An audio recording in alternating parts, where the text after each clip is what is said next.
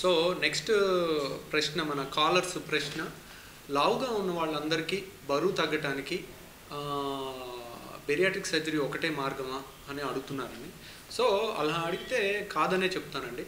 బరువు తగ్గటానికి చాలా పద్ధతులు ఉన్నాయి, అన్నిటినీ కలిపి వాడుకుంటే సక్సెస్ రేట్ చాలా బాగుంటుందండి. ఇప్పుడు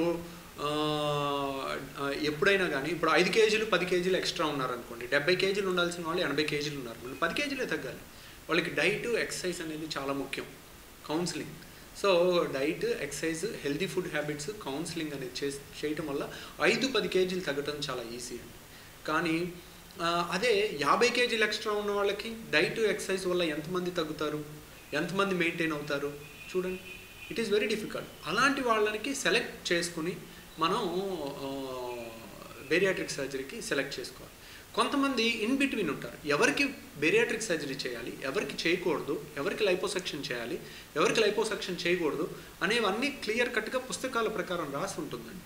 సో ఎవరికి పడితే వాళ్ళకి ఏది పడితే అది చేయటానికి ఉండదు. సో ఫర్ ఎగ్జాంపుల్ ఇప్పుడు బిఎంఐ అనేది ఒక కొలమానం అండి. బిఎంఐ ప్రకారం మనం తీసుకుంటే 32 బిఎంఐ ఉండి దాటి ఒబేసిటీ వలన వచ్చే జబ్బులు, ఏదన్నా జబ్బులు ఆల్రెడీ షుగర్ కానీ, బీపీ కానీ, మోకాళ్ళ నొప్పులు కానీ, ఆయాసం కానీ, కొలెస్ట్రాల్ ప్రాబ్లం కానీ, జాయింట్ పెయిన్స్ కానీ, లేకపోతే ఆడవాళ్ళలో పీసీఓఎస్ అనే ప్రాబ్లం కానీ, పాలిసిస్టిక్ ఓవేరియన్ సిండ్రోమ్ అంటారు, దానివల్ల పీరియడ్స్ ఇర్రెగ్యులర్గా రావటం, పిల్లలు పుట్టకపోవటం, ఇవన్నీ జరుగుతుంటాయి. ఇలాంటి ప్రాబ్లమ్స్ ఉన్నా కానీ ఒబిసిటీ ఉండి ఇలా ఒబిసిటీ జబ్బు వల్ల వచ్చే ఒక 60 రకాల జబ్బుల్లో ఏదన్నా కలిసి ఉండటం వలన ఉన్న వాళ్ళకి 32.5 బిఎంఐ దాటితే మనం బెరియాట్రిక్ సర్జరీ చేసుకోవాలి. అదే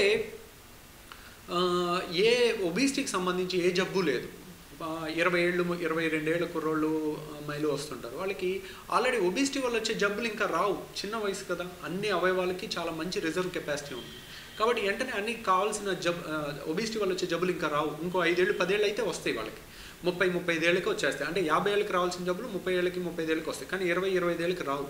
ఒకవేళ అలాంటి టైంలో వస్తే అప్పుడు 32 బిఎంఐ ఉన్న వాళ్ళకి చేయకూడదు, కనీసం 37 బిఎంఐ ఉన్న వాళ్ళకి మనం బెరియాట్రిక్ సర్జరీ చేయాలన్నమాట.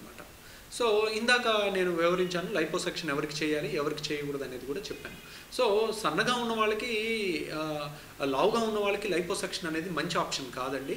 సన్నగా ఉండి ఒక పాయింట్, ఇప్పుడు అంత సన్నగా ఉండి మెడ కింద ఇంత లావు ఫ్యాట్ ఉందనుకోండి, ఆ ఒక్క పార్ట్ తగ్గించుకోవడానికి ఉపయోగపడవచ్చు. బాడీ అంతా సన్నగా ఉంది, నడుము ఎక్కువ ఉన్నా లేదంటే బ్యాక్ ఎక్కువ ఉన్నా లేడీస్లో, అలా ఒక్క పాయింట్ రిడక్షన్ కోసం మాత్రమే లైపోసెక్షన్ వాడుకోవాలి. ఓవరాల్గా బరువు తగ్గడానికి మాత్రం లైపోసెక్షన్ మంచి పద్ధతి కాదండి.